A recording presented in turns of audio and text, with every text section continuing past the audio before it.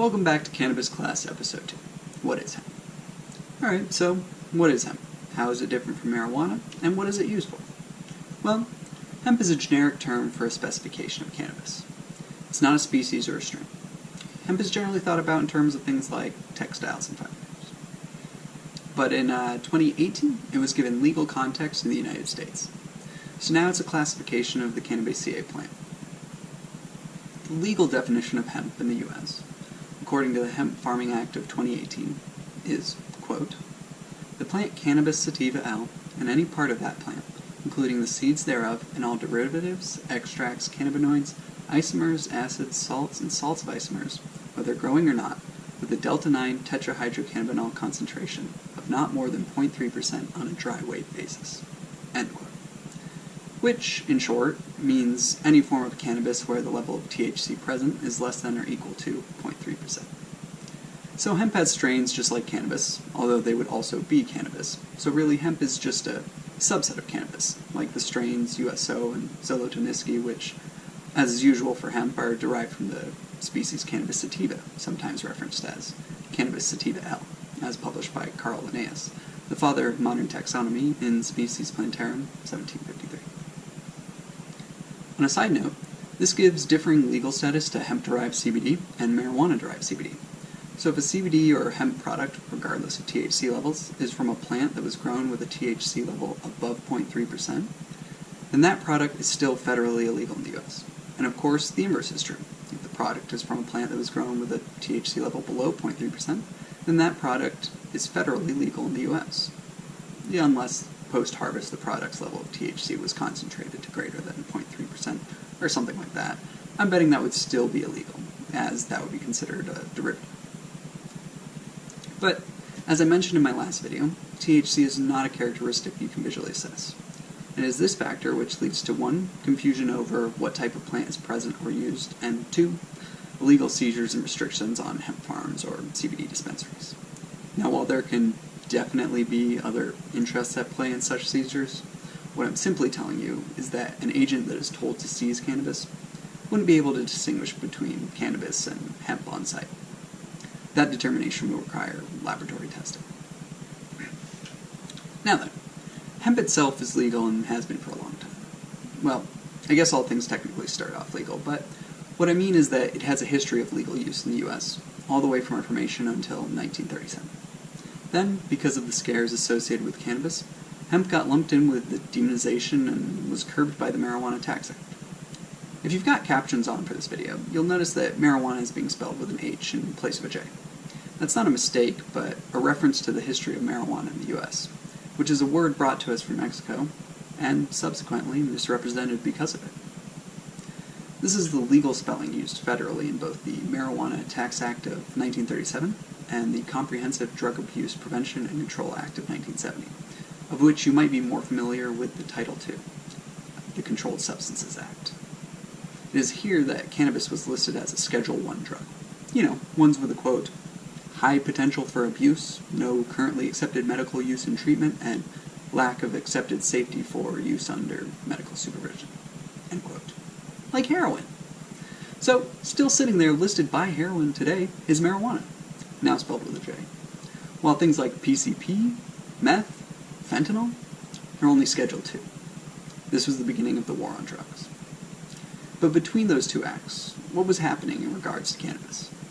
Well, states had been imposing their own regulations since the early 1900s, and the 30s and 40s saw a strong rise in national anti-cannabis sentiment and propaganda.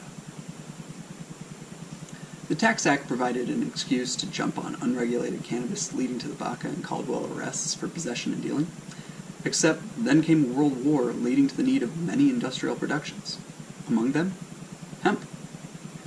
So the government actually started encouraging the growth of hemp, producing a film entitled Hemp for Victory. This was after the Philippines fell to Japanese forces in 1942, and the U.S. could no longer easily access jute, sisal, and manila hemp from the east. The Department of Agriculture and the U.S. Army encouraged the growth of hemp, providing tax stamps to farmers to support the Army, Navy, and industry needs, such as uniforms, canvas, rope, parachute cord. The last commercial hemp field was planted in Wisconsin in 1957, and the Tax Act stayed in place until being repealed in 1970, at which point hemp was treated as a controlled substance, not being distinguished from marijuana. It remained banned until the Hemp Farming Act of 2018 brought it back under the net of legality. Technically, the status was affected in 2014, but that was just to allow universities or state departments to undergo research. But history has already done its research into hemp, giving us various examples of its function and showing it cultivated globally for thousands of years. It has been developed throughout human history, with production peaking during the early New World for rope and sail canvas, the word canvas likely coming from the Arabic word for cannabis. The oldest usage is attributed to rope found in Czechoslovakia from 26,900 BCE. China used the fibers prolifically for rope, paper, and clothing around 10,000 BCE, and for pressed pottery by 5,000 BCE. In Japan, hemp paper was made for thousands of years, also starting in 5,000 BCE. The ancient Greeks used it for the fibers, medicine, and intoxication purposes. Then there's evidence of hemp with the Vikings, Native Americans, and on Columbus's voyage to the New World. The English settlement, Jamestown, used hemp in 1600 for rope, paper, and fiber products. And so hemp became such a major cash crop in the United States that farmers who didn't grow it were actually fined. How times have changed, huh? Even our founding fathers, Washington and Jefferson, grew cannabis, likely for the fiber and seed. So what's the obsession? What is it that makes hemp so desirable, and why is it so widespread? Well, hemp has many properties that are advantageous to farmers. For starters, it's fast-growing, taking about 3 to 4 months to mature, leading to quicker yield and more product, as well as the option to rotate crops, a practice that allows soil to replenish and decreases the drain of nutrients. Hemp is ideal for crop rotation as it has deep-reaching roots. This reduces erosion, helping to hold the soil together, and after harvest, allowing more delicate plants to grow in the loosened soil. Hemp also has a high biomass, a material that returns nutrients through decomposition. It can also be employed as a cover crop, something grown between other plants to cover the ground, blocking out weeds. Although some classify hemp as a weed itself, it can be turned around and harvested after action as a cover crop. This reduces the need for herbicides and weed killers, which have the potential to contaminate the surrounding environment. Hemp is also resistant to bacteria and mold.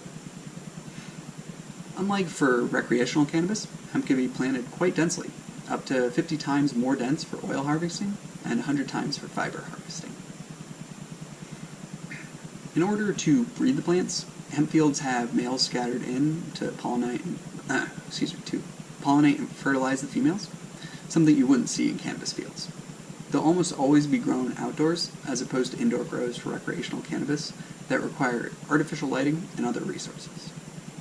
This attributes to hemp's environmentally friendly nature, in addition to its decreased need for water compared to most industrial crops.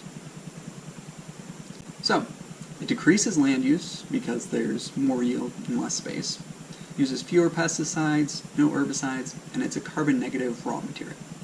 Although there are other plants that sequester carbon better, like eucalyptus for paper, they aren't as versatile, and hemp is beating the typical crops in use. One final property that makes hemp extraordinary is its capacity for purification. Absorbing pollution, toxins, and heavy metals, it's even starting to clear Chernobyl of radioisotopes by phytoremediation. I've mentioned several of the items made from hemp already, but there are thousands of products it creates. The fibers can be used to make paper, fabric, clothing, rope, building materials, or the entire plant can be used for fuel, biodegradable plastics, paint insulation, and animal feed. But hemp has also been specialized into many foods for human consumption. Plant stems give fiber, the seeds protein, the leaves and flowers oil. Hemp also provides vitamins, minerals, and even omega-6 and omega-3 fatty acids. Production levels around the world are increasing, and by the numbers, China makes about 70% of the world's output. The next closest for some time was France, but with the recent changes, the US is getting into the top levels of production. So, that's hemp. Thanks for checking out this video, and leave me with a comment. comment with your thoughts, questions, or suggestions.